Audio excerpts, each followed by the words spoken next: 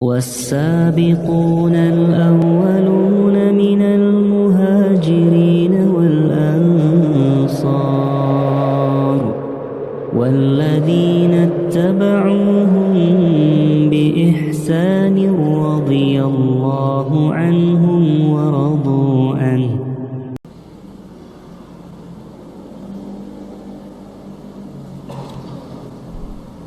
Apakah definisi jihad yang benar menurut istilah syariat? Al-Imam Al-Hafidh Ibnu Hajar Al-Asqalani rahimahullah dalam kitab Fathul Bari Syarah Sahih Al-Bukhari, ketika mensyarah Kitabul Jihad dalam Sahih Al-Bukhari, beliau berkata begini: Al-jihadu ma'nahu badlul juhdi limuqatalatil adu wa huwa ala arba'ati maratib atau arba'i maratib. Kata Al-Hafidh Ibnu Hajar Al-Asqalani, jihad itu artinya mengeluarkan seluruh kesungguhan kita untuk memerangi musuh. Dan jihad ini ada 4 martabat. Martabat yang pertama jihadun nafs, yaitu jihad melawan diri sendiri, musuh diri kita sendiri. Yang kedua jihadus syaitan, jihad melawan apa? Setan yang merupakan musuh kita juga. Yang ketiga jihadul fusaq, jihad melawan orang-orang yang suka berbuat dosa besar. Dengan cara apa? Mendakwahi mereka dan mengajak supaya mereka kembali kepada Allah. Yang keempat jihadul kufar, jihad melawan orang kafir. Ya, bagaimana caranya? Bisa dengan hujah, dakwah, atau kalau ternyata mereka menyerang kita, maka kita jihadi dengan pedang dan panah. Dan tentu di sana ada syarat-syarat yang telah dibicarakan oleh para ulama dalam babul jihad. Kapan disebut jihad dan tidak, itu ada syaratnya, tentunya bukan di sini tempat untuk menjelaskan. Ya. Jadi ternyata makna jihad itu luas, tidak Pak?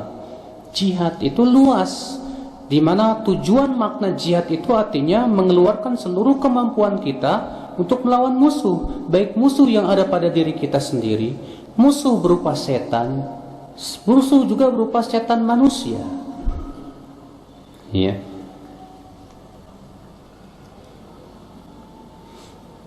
Apa urutan dalam belajar Islam? Dari yang paling pokok dan seterusnya. Dalam belajar Islam itu Mas, kita harus mempelajari yang paling dasar dulu. Apa itu? Itu yang meluruskan keimanan kita. Apa itu? Tauhid. Mengenal Allah, meluruskan sikap kita kepada Allah. Kemudian ya, rukun iman, iman kepada Allah, malaikatnya, kitab-kitabnya, hari akhirat. Kemudian segala kewajiban yang kita tidak lepas setiap harinya. Setiap hari antum sholat nggak? Setiap hari antum wudu nggak? Berarti wajib itu dipelajari, fardu ain. Ya. Demikian pula setiap hari kamu makan nggak? Setiap hari kamu berpakaian tidak? Berarti wajib kita belajar tentang adab-adabnya. Ya. Nah itu yang disebutkan oleh Al-Hafidh Ibnu Hajar dalam kitab Al-Hafidh Ibnu Abdul Bar dalam kitab beliau yang berjudul Jami'ul Bayan wal Bayanul Ilm wal Jami'u Bayanul Ilm wa Fadlih.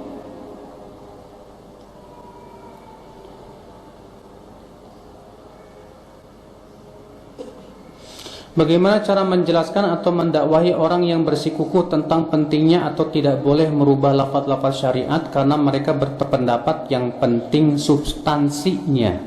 Kita katakan, maaf Mas,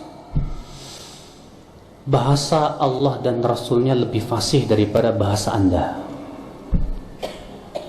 Sehebat apapun bahasa Anda, tidak lebih hebat daripada berbahasa Allah Subhanahu wa ta'ala. Karena semua kita kaum muslimin sepakat bahwa Al-Quran adalah bahasa yang paling fasih. Maka makna-makna syariat itu yang telah Allah letakkan dalam syariat ini itu lebih fasih daripada semua bahasa manusia. Makanya kalau dikatakan yang penting substansinya, entah dulu, apakah lafaz sholat dengan lafaz sembahyang bisa disamakan? Tidak sama. Ya.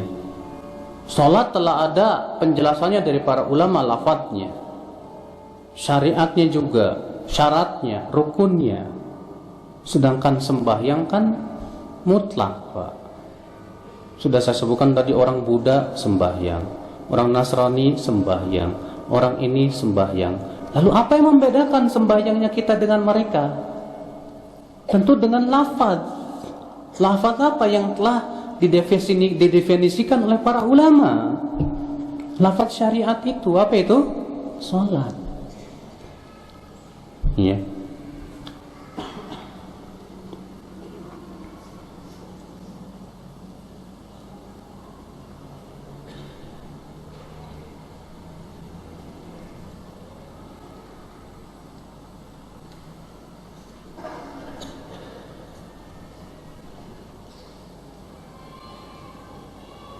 Bagaimana sekarang menyikapi pemahaman bahwa insya Allah itu artinya malah gak pasti alias gak janji. Ini insya Allahnya orang Indonesia nih biasanya nih. Untuk orang Indonesia itu kalau ngomong insya Allah tandanya gak datang. Saya katakan penggunaan ini tidak sesuai dengan yang diinginkan oleh Allah dan Rasulnya. Para ulama mengatakan ucapan insya Allah itu termasuk janji. Ya. Kenapa? Karena Allah berfirman, "Wala taqulanna li syai'in inni fa'ilun dzalika ghada illa ayyasha Allah" dalam surat apa? Al-Kahfi. Dan jangan sekali-kali kamu mengatakan, "Aku akan melakukan besok," kecuali kamu mengucapkan insya. Berarti mengucapkan insya Allah itu hukumnya apa? Wajib. Wajib. Berarti itu janji kata para ulama. Maka kalau antum sudah berkata kepada teman, insya Allah saya datang, berarti antum sudah janji untuk datang. Kalau tidak ditepati, dosa antum. Ini ndak. Datang ya, insya Allah. Artinya nggak datang. Kalau di Saudi Arabia, Pak, kebalikan justru. Kalau orang Arab, orang Saudi berkata insya Allah, biasanya pasti datang. Tapi kalau dia bilang saya datang, tapi nggak nyebutin insya Allah, itu tandanya nggak datang. Iya, kebiasaan orang Saudi beda begitu. Beda banget dengan yang di kita ini.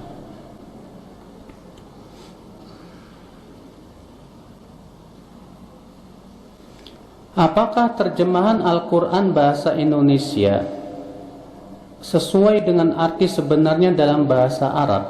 Tentu, Pak, yang namanya terjemahan itu hanya mewakili sekitar 85% paling tinggi itu. Ya. Tidak sampai 100%. Apalagi Al-Quran kan bahasa Arab, dan bahasa Arab itu bahasa yang paling kaya, Pak. Tahu tidak? Dalam bahasa Arab itu setiap hurufnya itu ada makna-maknanya. Bismillahirrahmanirrahim. Ba dalam bismi. Artinya apa? Kata Imam Al-Qurtubi mempunyai dua makna. Makna yang pertama, ini yang paling kuat, lil isti'anah, yaitu dalam rangka minta tolong. Makna yang kedua, lil musahabah, menemani. Kalau diterjemahkan ke Indonesia apa? Dengan nama Allah. Apa maksudnya dengan nama Allah? Dengan di sini enggak ada makna. Tapi kalau bahasa Arab, ba ada maknanya. Ada apa? Ada maknanya. Iya. Contoh lagi, Allah Subhanahu wa taala ya menyebutkan dalam Al-Quran dalam Al-Quran bentuk-bentuk yang menjadi sebuah pembahasan para ulama usul fikih. Itu lafaz-lafaz yang mempunyai makna umum. Contoh, dalam bahasa Arab itu ada namanya ma'rifat dan nakiroh. Tahu nggak mas? Nggak pernah belajar bahasa Arab ya? Ya, susah saya jelasinnya. Ma'rifat itu artinya kata yang tertentu, sedangkan nakiroh itu artinya kata yang tidak tertentu. Contoh, kalau saya berkata khudil kitab pakai alif lam, ambil kitab itu, maka kitab ini sudah tertentu maksudnya. Beda dengan khud kitaban, dengan tanpa alif, ambil kitab. Kitab yang mana? Tidak ditentukan. Dalam bahasa Arab, ma'rifat dengan nakiroh itu berbeda maknanya. Dalam bahasa Indonesia gimana bedain coba ma'rifat sama nakiroh? Gak bisa kan? Gak bisa. Alif lam dalam bahasa Arab mempunyai makna banyak. Kadang alif lam itu mempunyai makna lil ahad adzikri. Terkadang alif lam itu mempunyai makna lil istighraq, mempunyai makna keseluruhan dari sebuah nama jenis. Contoh misalnya, innal insana khuliqa halu'a wal 'asr innal insan lafi. Innal insan, al insan di situ ada alif lamnya. Apa alif lam ini maknanya? Kata para ulama, alif lam di sini maknanya lil istighraq, mencakup seluruh manusia. Sementara dalam bahasa Indonesia mana tahu itu. Coba diterjemahkan. Wal asri innal insan lafi khusr, demi masa. Sementara kata al-asr dalam bahasa Arab itu maknanya banyak, bukan cuma masa. Iya.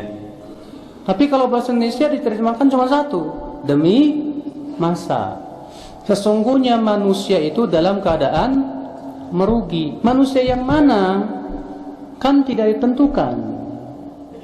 Sementara dalam Al-Quran di situ al pakai alif lam. Tegas di situ makwa alif lam menunjukkan kepada apa? Istighraq, kepada keseluruhan. Oh, dari situ kita paham. Bentuk perintah, bentuk umum, bentuk mutlak. Dalam bahasa Indonesia sulit loh Pak. Makanya terjemahan itu hanya mewakili ya paling banter Pak 80%, gak lebih. Maka kalau antum ingin memahami Al-Quran 100%, harus belajar bahasa Arab. Jangan cuma pinter bahasa Inggris, waswis-waswesos, bahasa Arab bingung. Ya, belajar dong bahasa Arab.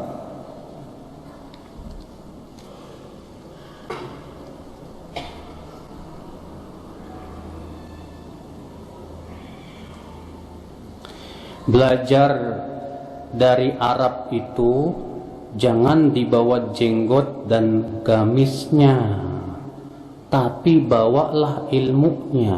Apa benar pendapat ini Ustadz?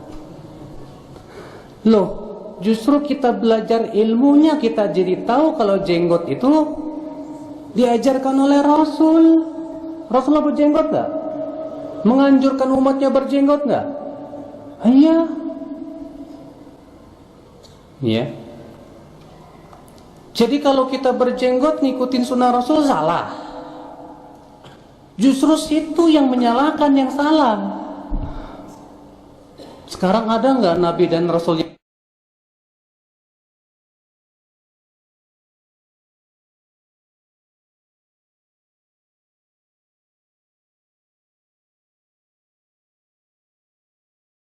aneh kalau ada orang berkata Islam itu bukan hanya jenggot, tapi yang penting apa? Iman. Betul, karena kita beriman jadi kita berjenggot. Kenapa? Kalau gamis betul, saya setuju. Ya. Dalam masalah ini ada kaidah syariatnya, karena dalam masalah pakaian tidak ditentukan oleh syariat batasannya. Dan kaidah usul fikih mengatakan setiap dalil yang tidak ada batasannya dalam syariat maka dikembalikan kepada adat istiadat. Masalah baju tidak ada batasannya dalam syariat, maka dikembalikan kepada adat istiadat sahih. Saya setuju itu. Kenapa? Karena ditunjukkan oleh kaidah usul. Makanya Pak, kalau kita belajar paham ya, ilmu, kita belajar ilmu, benar-benar ilmu yang berasal dari Al-Quran dan hadis, kita akan tahu. Kita belajar ilmu alatnya, bahasa Arabnya, usul fikihnya, kaidah fikihnya, dan yang lainnya, kita akan paham, memahami firman-firman Allah dan sabda Rasulullah SAW. Apakah kita harus bersalawat ketika disebutkan nama Rasulullah? Wajib. Sallallahu alaihi wasallam. Kenapa? Karena Rasulullah bersabda, malaikat Jibril berdoa, "Syaqiya 'abdun dzukirta indahu falam yusalli 'alaik." Semoga celaka seorang hamba yang disebutkan namamu di sisinya tapi tidak bersalawat kepadamu. Kata Rasulullah apa? Amin. Didoakan kecelakaan oleh malaikat Jibril dan diaminkan oleh Rasulullah SAW. Dalam riwayat Tirmidzi Rasulullah bersabda, "Al-bakhil man dzukirtu indahu falam yusalli alai." Orang bakhil yang disebutkan aku di sisinya tapi tidak mau bersalawat kepadaku. Sedangkan bakhil itu hukumnya apa?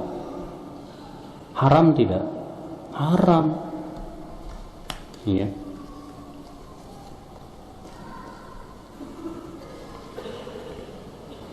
Bagaimana dengan doa yang kita ucapkan dengan bahasa Indonesia?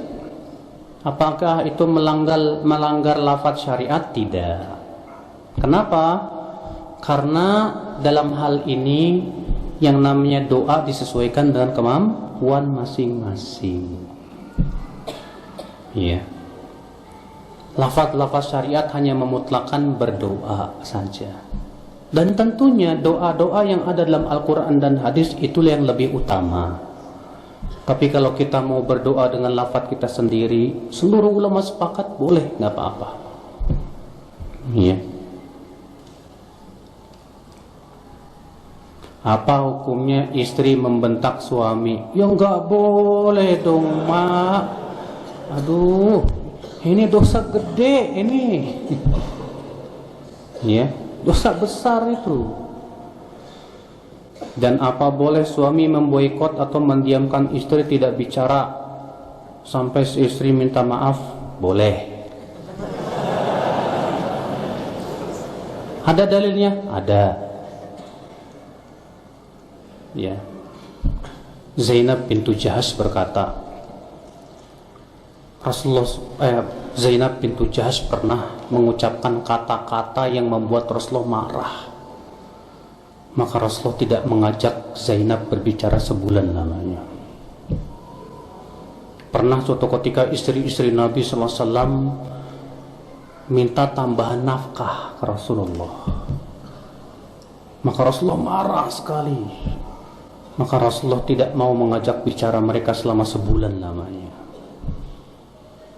Tapi subhanallah, pernah juga istri-istri Nabi kesal sama Rasulullah sampai nggak mau ngajak bicara sama Rasulullah berhari-hari lamanya.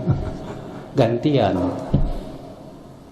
Itu menunjukkan boleh, nggak masalah kalau memang di situ ada maslahatnya. Misalnya seorang suami tahu ini istrinya kalau dinasihatin selalu ngeyel, udahlah dia nggak diajak bicara, diem.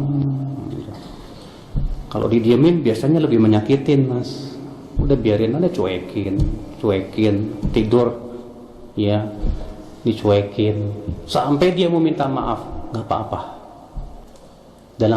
Dalam syariat itu boleh karena dicontohkan oleh Rasulullah Sallallahu Alaihi Wasallam. Kalau memang itu dibutuhkan, tapi tidak boleh berlebihan. Ingat, kenapa? Karena seperti ini itu istilah dalam ilmu kedokteran itu namanya obat, Pak. Sedangkan obat itu harus sesuai dosis. Kalau dosisnya kelebihan, malah menimbulkan penyakit lain. Kalau dosisnya kekurangan, gak mempan, gitu.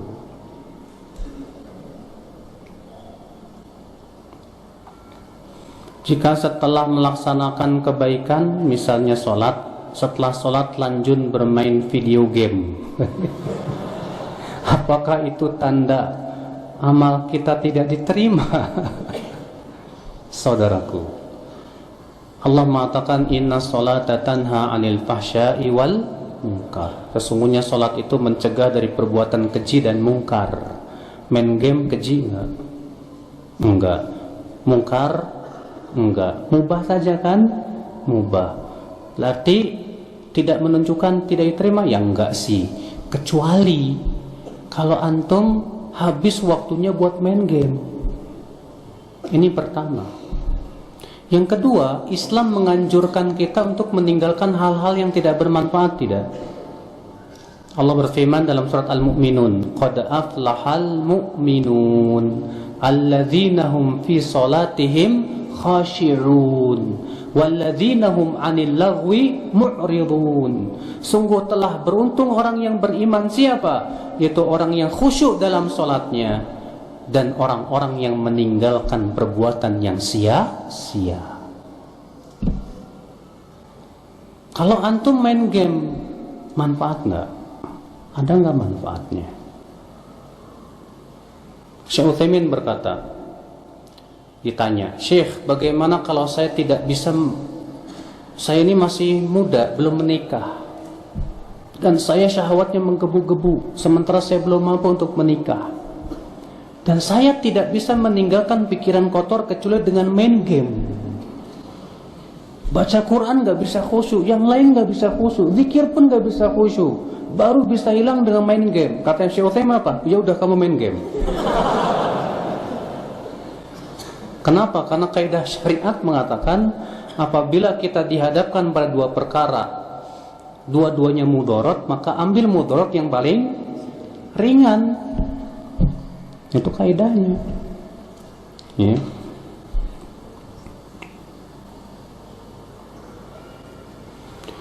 Kalau lafaz hari Ahad dengan hari Minggu bagaimana, Ustaz?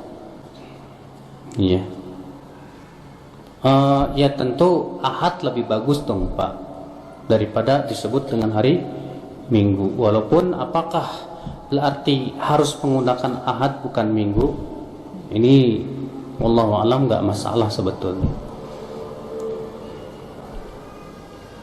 Bagaimana dengan pendapat wali Allah nggak perlu sholat karena jiwanya sudah sholat? Waduh. Saya mau tanya sama antum, mana yang lebih tinggi, wali atau Rasulullah? Rasulullah sholat nggak, Pak? Sholat, beliau sholat tahajud sampai kakinya itu pecah-pecah. Sampai-sampai Aisyah berkata, ya Rasulullah, kenapa engkau lakukan itu sementara engkau kan sudah diampuni dosamu yang telah lalu maupun yang akan datang. Engkau kan sudah dijamin masuk surga, ya Rasulullah. Kata Rasulullah apa? Afala akunu abdan syakura? Tidak bolehkah aku menjadi hamba yang bersyukur, Aisyah? Sampai pecah kakinya, bayangkan. Ini gak mau sholat. Alasannya apa? Oh, saya udah wali, jiwa saya sholat selalu. Ajaib, Pak. Ajaib. Iya. Makanya Allah mendefinisikan wali itu siapa dalam surat Yunus ayat 62 itu. Ala inna awliya Allahi la khawfun alaihim wa la hum yahzanun alladzina amanu wa kanu yattaqun. Ketahuilah, wali-wali Allah itu nanti tidak akan merasa takut, tidak pula bersedih hati. Siapa mereka wali Allah? Itu orang yang beriman dan bertakwa. Berarti wali dalam Al-Quran adalah setiap orang yang beriman dan bertakwa. Kalau orang yang gak sholat, beriman dan bertakwa enggak? Enggak. Maka pemahaman sangat salah Dan insya Allah nanti kita akan bahas pada poin yang ke-8 tentang masalah siapa yang maksum dari umat Islam pada pertemuan yang akan datang insya Allah. Iya.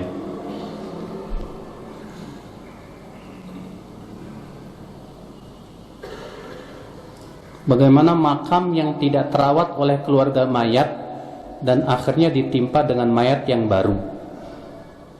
Saudaraku, Islam agama mudah dan tidak menyusahkan.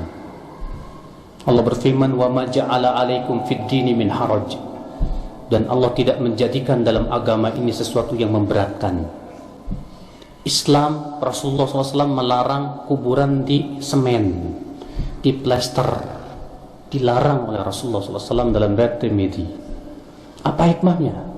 Kata para ulama, untuk memudahkan. Seluruh ulama sepakat ijma, apabila kuburan telah hilang tanda-tandanya, maka boleh digunakan lagi. Makanya antum lihat di kota Madinah, kuburan baki itu nggak pernah tambah gede, Pak. Kenapa? Karena setiap mayat baru datang, dilihat mana yang hilang, tanda-tandanya, itu digali lagi, di kuburan lagi. Memudahkan tidak? Memudahkan. Tapi kalau kuburan di semen, di plester, perkuburan tambah luas. Akhirnya apa? Harus bayar. Udah hidupnya ngontrak, matinya ngontrak. Ya, menyusahkan, menyusahkan.